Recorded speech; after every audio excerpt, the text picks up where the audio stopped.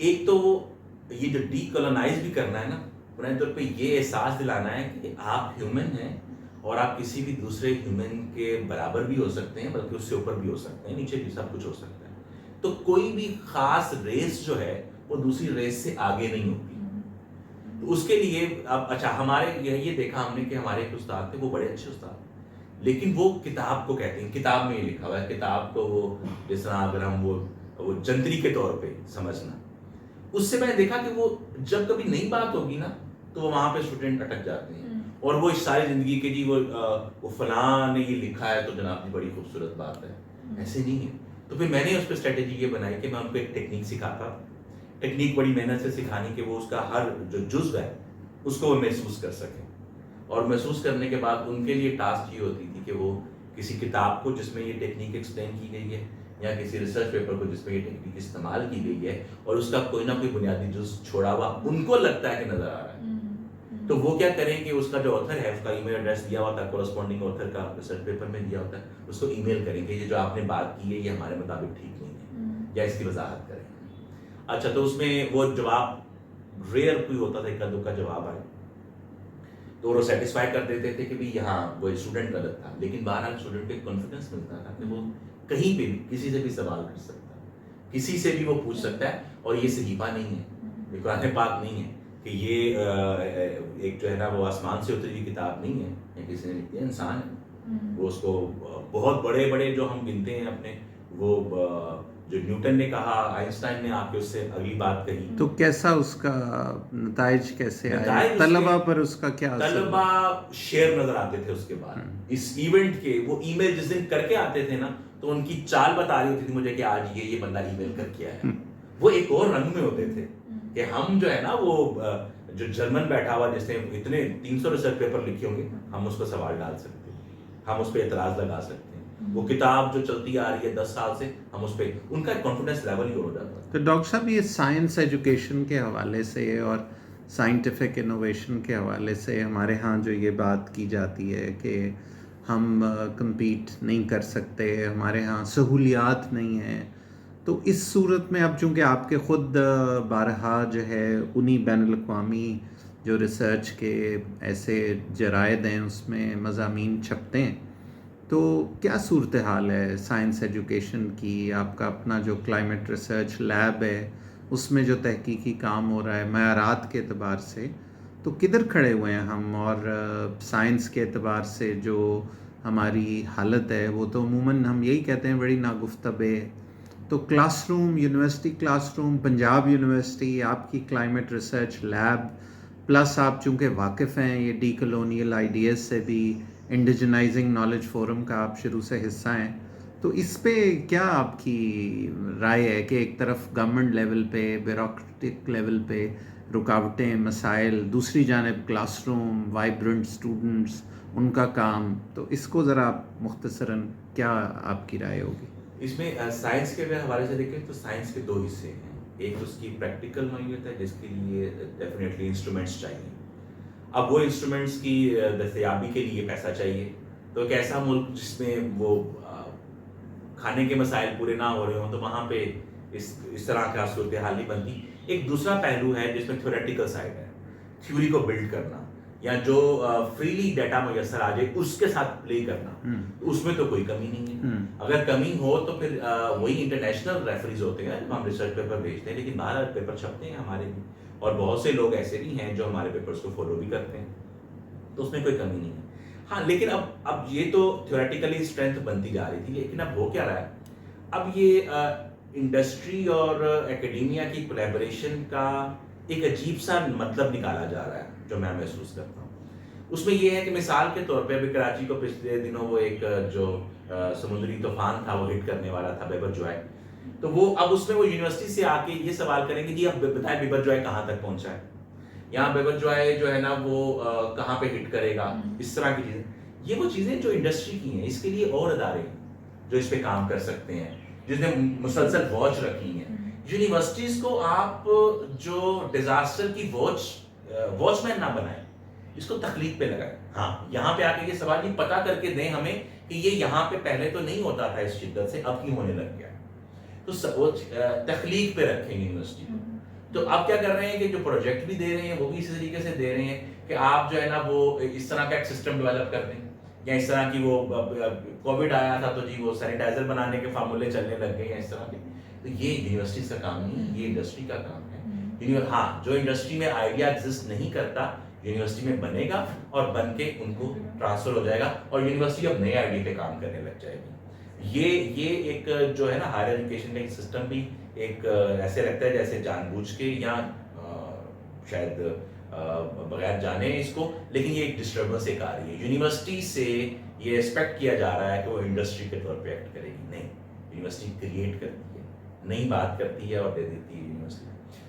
बुनियादी तौर पे जहाँ तक सहूलियात का ताल्लुक है तो प्रैक्टिकल साइड पे वो प्रॉब्लम हो सकती है, लेकिन जो थ्योरेटिकल साइड है उसमें कोई प्रॉब्लम नहीं है। और हमारे जितने लोग हैं मैथमेटिक्स वाले, हमारे दोस्त जो हैं वो हमेशा टॉप 2% साइंटिस्ट में होते हैं, बिकॉज उनका सारा काम वो है थ्योरेटिकल बेस्ड।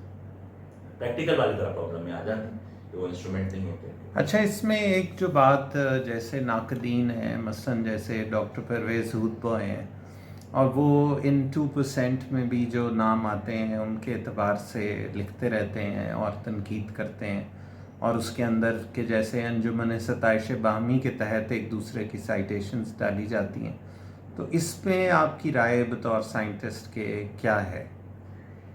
ये जो है साइटेशंस डाली जाती हैं ये थ्रू आउट द वर्ल्ड होता है। ये आपको चाइनीज ऐसी कंपनीज हैं जो बकायदा पे करती हैं कि हमारी साइटेशंस डालें।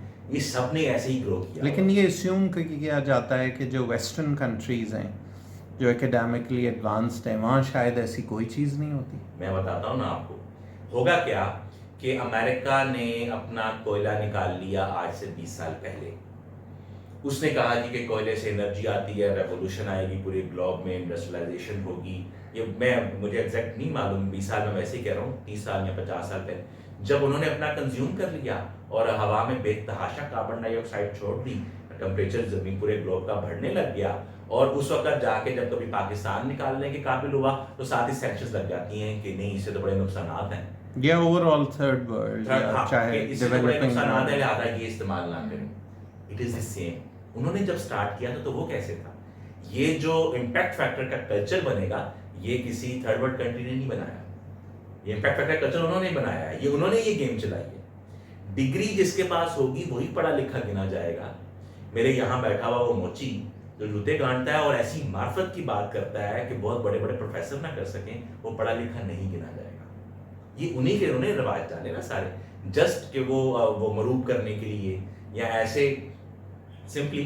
अगर मैं बड़ा अच्छा हूँ फुटबॉल में और मैं शाहिद अफरीदी को जो बहुत अच्छा है क्रिकेट में, मैं बार बार चैलेंज करूंगा वो फुटबॉल खेलो मेरे साथ। जैसे फुटबॉल खेलने आएगा तो वो, अगर क्योंकि मैं अच्छा हूँ उसका तो फील्ड नहीं है, तो शायद हार जाएगा और बाद में कोई बड़ा खिलाड़ी बनता फिरता है नहीं। और इसमें इस तरह की जो क्रिटिक है जो डॉक्टर हुदबॉय करते हैं, उसमें एक बात और भी जिसको पेश नज़र नहीं रखा जाता कि पाकिस्तान के अंदर तहकीक के हवाले से देखा जाए तो सही मानों में तो आगाज़ 2002 में हुआ कि जब HEC बनाई गई और कहा गया कि तहकीक करें, तो उन्हीं 20-22 सालों का अगर जायज़ा लिया जाए तो अब अगर वही बैनुल अक़वामी जो इदारे हैं, मसलन QS रैंकिंग है, ऑल्दो उस पर भी यही तनकीद है कि वो डेटा जो यूनिवर्सिटी उनको देती है वो उसको वेरीफाई नहीं कर सकते, वो उसी की बेसिस पे राय कायम कर देते हैं, लिहाजा वो कोई इतनी ज़्यादा रिलायबल नहीं है।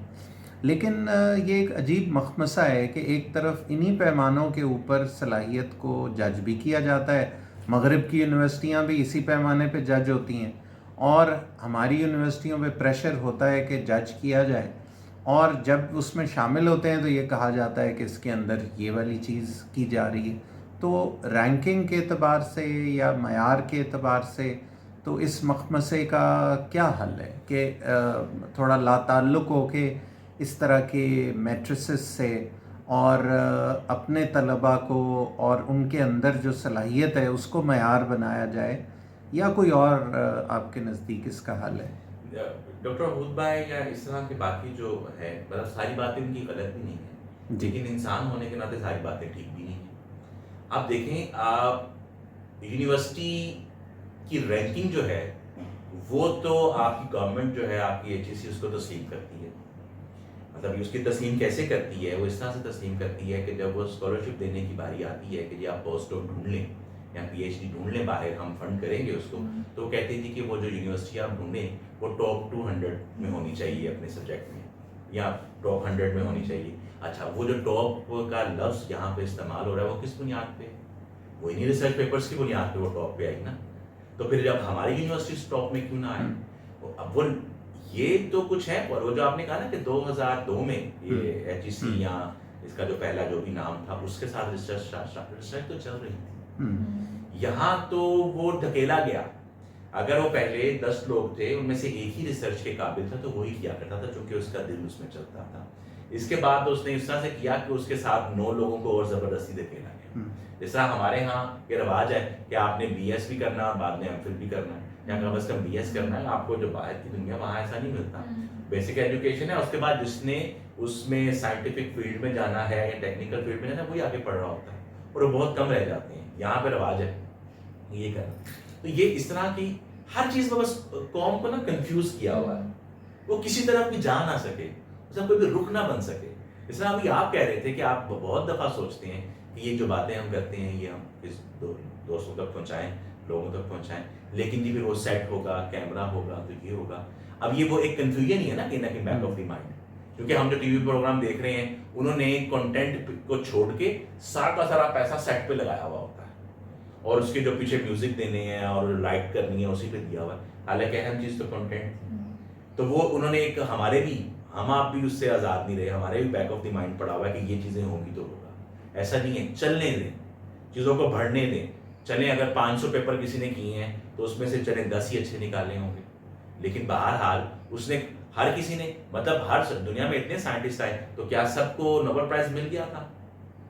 तो इसका मतलब अगर नोबेल प्राइज आज तक अगर मिसाल के तो मगरब में भी जो क्वांटिटी पेपर्स की छपती है उसमें कितना सारा ट्रैश में फेंके जाने के काबिल है, चाहे उसकी पब्लिकेशन किसी एक बड़े इदारे ने की हो, लेकिन उसका इम्पैक्ट अब वहाँ का जो एकेडमिक, मैं कहूँगा कि प्रेस, एकेडमिक प्रेस से मेरी मुराद एकेडमिक जर्नलिज्म है। अगर जैसे क्रॉनिकल ऑफ हायर एजुकेशन को देखा जाए या दीगर उनके ऐसे बहुत से जरीदे छपते हैं, तो उसमें बारहा ये इसी बात का इजहार है कि एक प्लेथरा ऑफ यूजलेस रिसर्च है कि जो की जाती है। हमारे शोबे में टेरी ईगल्टन कहता है उसके एक आर्टिकल में इस्तेलाह इस्तेमाल की, सुपर्बली पॉइंटलेस रिसर्च। तो क्या ये पॉइंटलेस रिसर्च वहाँ भी होती है? और हमारे यहाँ यकीनन एकेडेमिया के नाम पे 2 नंबरी काफ़ी ज़्यादा है अब, लेकिन उसके अंदर हम ये नहीं कह सकते कि वो 100% इसी तरह है। उसके अंदर बेहतर काम भी है, और मेरा ख्याल है कि ज़्यादा ज़िम्मेदाराना रवैया, ज़्यादा साइंटिफिक रवैया तो ये है कि छान फटक की जाए और जो बेहतर काम है उसका जिक्र किया जाए। यस, ये बिल्कुल सही कह रहे हैं आप। बहुत सी ग्लोबली यूनिवर्सिटीज़ के अंदर सीटें ऐसी हैं कि जिसमें सिर्फ प्रोफेसर को रिसर्च पेपर छापने के लिए रखा जाता है। वो एक भी क्लास नहीं पढ़ाता, वो एक भी स्टूडेंट को सुपरवाइज नहीं करता। सिखाना उसका मकसद नहीं है। वो यूनिवर्सिटी के साथ जुड़ा हुआ है, सिर्फ उसका नाम लिख के रिसर्च पेपर छापे, जिसकी वजह से ये होगा कि उस यूनिवर्सिटी की रैंकिंग ऊपर जाएगी। ये ग्लोबली चल रहा है। और दूसरी बात ये है कि इवन जो काम करने वाले लोग भी हैं, अब मतलब अब प्लेयर जो है वो हर मैच में सेंचुरी करके आएगा या हर गेंद पे वो छक्का ही मारेगा, तो ये तो एक्सपेक्ट करना भी मुनासिब नहीं है ना। हाँ, अटेम्प्ट्स होती हैं, 2 नंबरियां अपनी जगह चल रही होंगी, लेकिन उनकी वजह से असल काम को भी रोक लिया जाए, और वो चलती रहेंगी, वो बंद नहीं होंगी। आप रूल सख्त करते जाएंगे तो असल काम करने वाले को और मुश्किल पैदा होगी। उसको कुछ नहीं। अभी हमारे पास कितने एक वो जो एक पूरा उन्होंने बनाया हुआ है कि वो पैसे लेके पेपर जो छपता है, वो बहुत से पेपर्स जो कहीं और नहीं छप रहे होते वहां पे छप जाते हैं। तो फिर जो एचईसी है या इंटरनेशनल जो कम्युनिटी है वो उसमें छपे हुए या उसके जितने भी जर्नल्स हैं उनमें छपे हुए पेपर्स को रिजेक्ट करेंगे भी नहीं। ठीक है, तो वो एक ऐसे ही बस कन्फ्यूजन क्रिएट की हुई है। ऐसा नहीं है, बात काम चल रहा है और काम चलते रहना चाहिए।